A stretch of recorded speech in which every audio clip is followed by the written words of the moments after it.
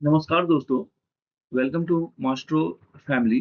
आज के इस एपिसोड में दोस्तों हम लोग डिस्कस करेंगे जो जो रिसेंट टाइम में कई सारे लेबर यूनियंस के द्वारा जो प्रोटेस्ट स्टार्ट हुआ है regarding the revision of the minimum wages या और भी कई सारे उनके डिमांड है उनके बारे में बेसिकली हम लोग डिस्कस करेंगे।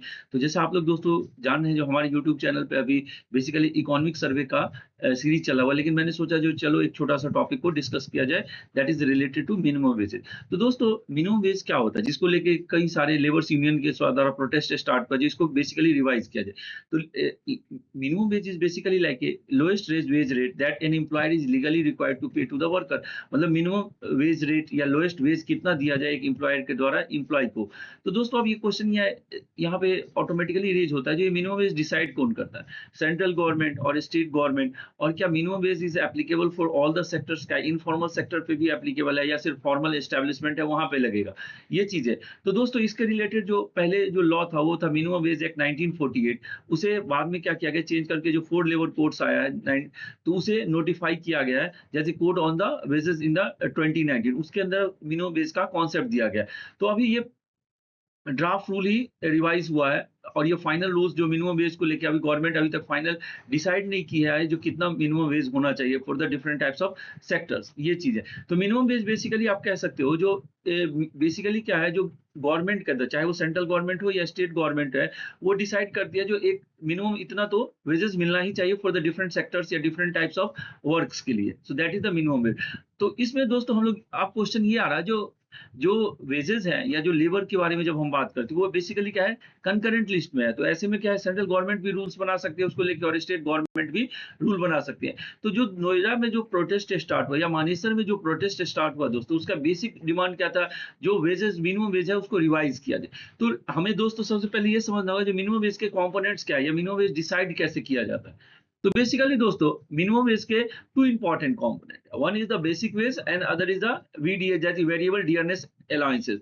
तो बेसिक वेज जो है दोस्तों वो आपका कॉस्ट ऑफ लिविंग के अकॉर्डिंग है। जो बेसिकली आपका क्या हुआ, फूड का कितना कॉस्ट है या आपका जो क्लोथिंग का कितना कॉस्ट है, that is the part of the basic veg. Second component is the variable dearness allowance. Dearness allowance is basically decided by the Consumer Price Index Industrial Worker CPI, CPI IW उनके द्वारा जो निकाला जाता है industrial worker का CPI consumer price industrial worker, वो जो value आता है that is the part of the VDA variable dearness allowances. तो ये जो वीडीए है वो regularly on the time basis उसे रिवाइज किया जाता है। और basic wages for the time being it is more और less it remain constant for the at least 4-5 year. लेकिन वीडीए जो है it should be revise in the half yearly और द इन द 6 मंथ। वो इसलिए होता है दोस्तों ताकि वर्कर का परचेजिंग पावर बना रहे। यदि मान लीजिए वीडीए का वैल्यू को यदि इंक्रीज नहीं किया जाए और यदि इन्फ्लेशन इंक्रीज हो जाए तो क्या होगा, वर्कर्स का परचेजिंग पावर रिड्यूस हो जाए।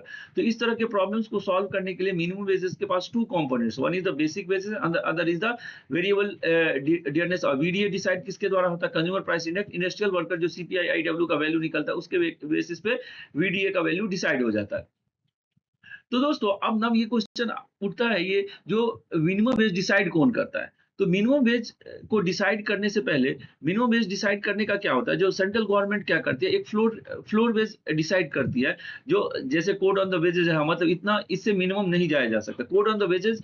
या इसको कह सकते हैं जो फ्लोर वेज डिसाइड करती है कौन, सेंट्रल गवर्नमेंट। उसके बेसिस पे स्टेट गवर्नमेंट्स क्या कर सकती है, या तो उससे ज्यादा या उसके इक्विवेलेंट क्या किया जाएगा, मिनिमम वेज डिसाइड करती है स्टेट गवर्नमेंट।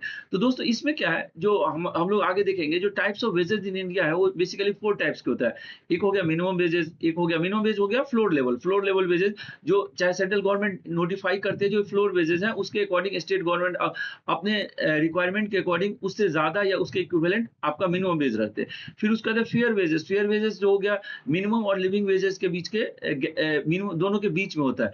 और उसका लिविंग वेजेस क्या है ना, जो आइडियल कंडीशन, जो एक स्टैंडर्ड ऑफ लिविंग को मेंटेन करने के लिए जो कितना वेजेस चाहिए वो आपका क्या हो गया, लिविंग वेजेस हो गया। तो दोस्तों इसी में एक पॉइंट है फ्लोर वेजेस। वेज क्या लेना, बेसिकली एक तरह से एक लेवल डिसाइड किया जाता है सेंट्रल गवर्नमेंट, जो इससे नीचे आप किसी को वेजेस नहीं दे सकते। So that is the like a floor wages. तो मिनिमम वेज उसके इक्विवेलेंट होगा या उससे ज्यादा होगा। So that is the things related to it. अब दोस्तों अगला अगला पॉइंट इसमें इंपॉर्टेंट ये है, जो मिनिमम वेज को अफेक्ट क्या कौन कौन करता है।